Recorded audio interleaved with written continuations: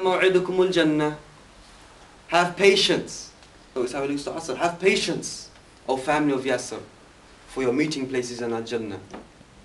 And what did Sumayya radiallahu anha say? She said, Ya Rasulullah, I can smell it. I can smell it right now. Yeah, so when they changed, brothers, it was a serious change. They understood that this was the truth from Allah subhanahu wa ta'ala, and they persevered and continued in it. Okay, I've got one last bit, but before I'll inshallah we'll discuss that later on. But just to quickly finish, give some practical advice on how to maintain and keep this change, because we want to keep this Ramadan, the vibe we have with Ramadan with us until the next Ramadan, inshallah. So I'll just give a few steps. So number one for us, all of us, to study.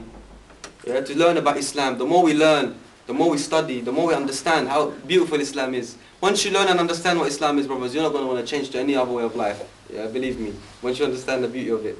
So study Islam, learn with the brothers, yeah, what Islam is. Second, link your actions to your consequences. When you do something, link it to a consequence. If you don't know, learn about it. So in the Battle of Badr, there was a Sahaba. He was eating his dates. Yeah? And the Prophet ﷺ told him, if you do a jihad, fi sabilillah, Jannah is yours. So he carried on eating his dates. Yeah? He may not have understood the impact of the words. After eating some of those dates and applying tafakkur and thought about it, he jumped up, he threw his dates in the air, and he said, Wallahi, if I live to finish these dates, my life will be too long.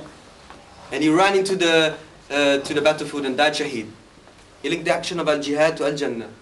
And he acted upon it. You see, similarly with bad actions. Did you know if you drink alcohol, your salah is not accepted for 40 nights? Prophet said. And if you die while that is in your stomach, you die the death of jahiliyyah. Yeah?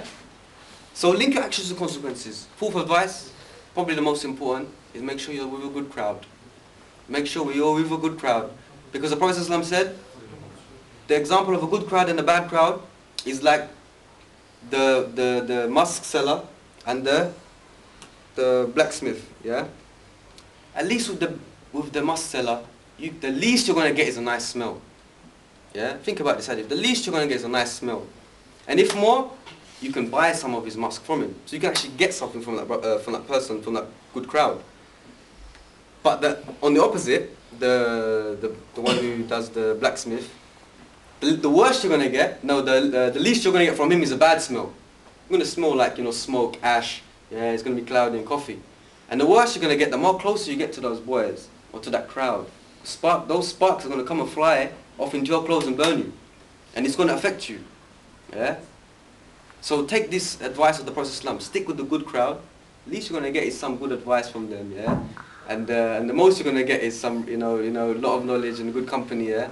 And stay away from the bad crowd. And the last and final advice I'd give is just do da'wah. Do da'wah. Invite your brothers, invite your friends to next week's MOD circle. Tell them, bro, come down. Yeah? And discuss, this is why I believe in Islam, why are you Muslim, etc. Because when you do that stuff, it puts you in check.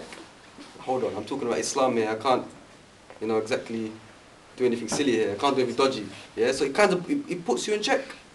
So inshallah with that I'll finish. وَقُولُوا قَوْلِ هَذَا وَاسْتَغْفِرُ اللَّهَ لِي وَلَكُمْ